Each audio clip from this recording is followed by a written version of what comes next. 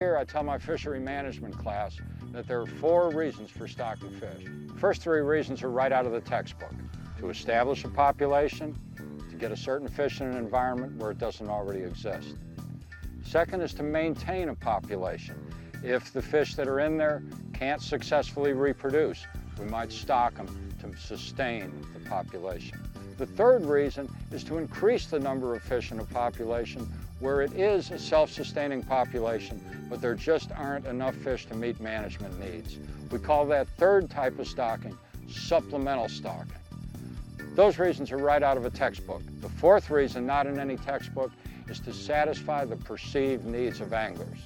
In other words, stocking for political reasons. A recent study by Wisconsin Department of Natural Resources evaluated 23 lakes randomly selected in northwestern Wisconsin. Each lake stocked with 50 fingerling per year in alternate years. At the end of 6 years, what did they find?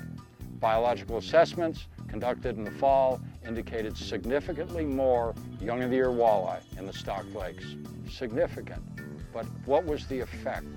It turned out it was 0.13 walleye per acre greater in the stocked lakes than the unstocked lakes. Let me upsize that. That's 13 young-of-the-year walleye in a 100-acre lake. Is it worth it? Well, you be the chief. Before you pass judgment, your budget's E-string tight, your personnel are worked to the max, and fuel costs just went up 50 cents a gallon. Are we stocking to improve the fishing, or are we stocking to satisfy the perceived needs of anglers? The more we know, the better we can manage. That's good for the fish, and that's good for fishing. The following products have been field tested and approved by members of the North American Fishing Club. The new upgraded Pfluger Trion has many new features, including 6 double-sided stainless steel bearings, 6-pin adjustable centrifugal brake system, and a titanium line guide. The new Blaze Orange Trilene Sensation features the same multi-polymer technology we've grown to love, now in Blaze Orange for high visibility. To find out how you can become an official field tester, visit fishingclub.com. All field testers keep the products they test. Up next, Captain Jim Wilcox, Saltwater, and the bait you can't go without. KodakOutdoors.com's PlaySport video camera brings you Pros Pointers.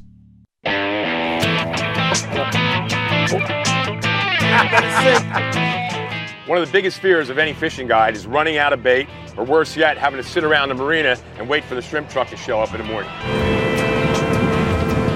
I don't have that problem anymore. There's no doubt that Gulp has changed the way I approach fishing on a daily basis. As a guide here in the Florida Keys, I primarily target snook, redfish, and carp. That's why, for all of my inshore fishing, I rely on 3- and 4-inch shrimp.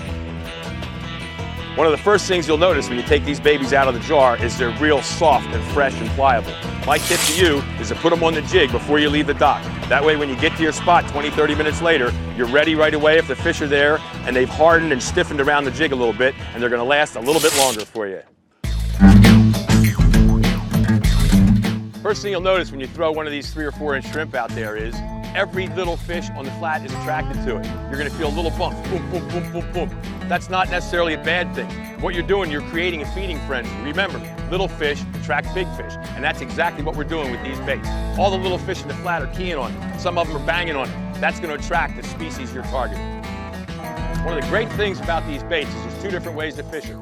You can throw them out there and jig them back just like you're fishing an artificial, or when the weather gets cold or the weather gets hot and the fish become lethargic and slow, you can just throw it into a spot up under the mangroves or throw it out into a pothole and let it sit there, and it'll work just like a live bait. The fish will smell it, swim up to it, find it, and eat it without any movement. Remember what I told you earlier about creating a fishing frenzy? This stuff really works. Right now I'm getting bit up by all the small fish. That's what you want. You want to attract the small fish, they're going to pull in the big fish you're targeting. This stuff simply works. Oh, it's been a fun day, hasn't it? Fish on. It's even more fun now. Awesome. Good. Is this Smalley? I can't tell yet. Oh yeah, there he is. Nice fish. Here, let me grab the net. The houseboat trip is really fun. You're away from the docks, from the ramps, from the city, the phones, everything. You're out in complete nature, and it's just, and the surroundings that we were in had great company, great friends, great food. It's an experience of a lifetime just to be surrounded by so much beauty. And then step out in the morning, jump in your boat, and within 3 to 4 minutes, you're casting and catching fish. Tell you what, why don't we call this the last one of the day? Head back and go and enjoy a nice meal tonight. Ooh, nice smallie. Reluctantly, I will. How about that? All right. And the black grub, huh? Nice, real nice.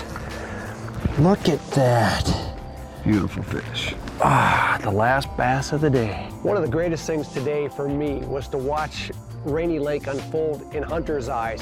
This is one beautiful lake, and to share it with someone that's never been to it, like we did today, was a lot of fun.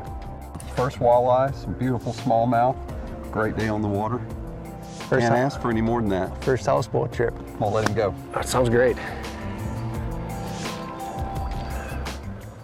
North American Fisherman is brought to you by Yamaha Outboards. Reliability starts here.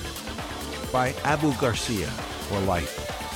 Berkeley Gulp Alive. Looks alive, feels alive, tastes alive. And by KodakOutdoors.com. Share your outdoor adventure. And by these other fine sponsors.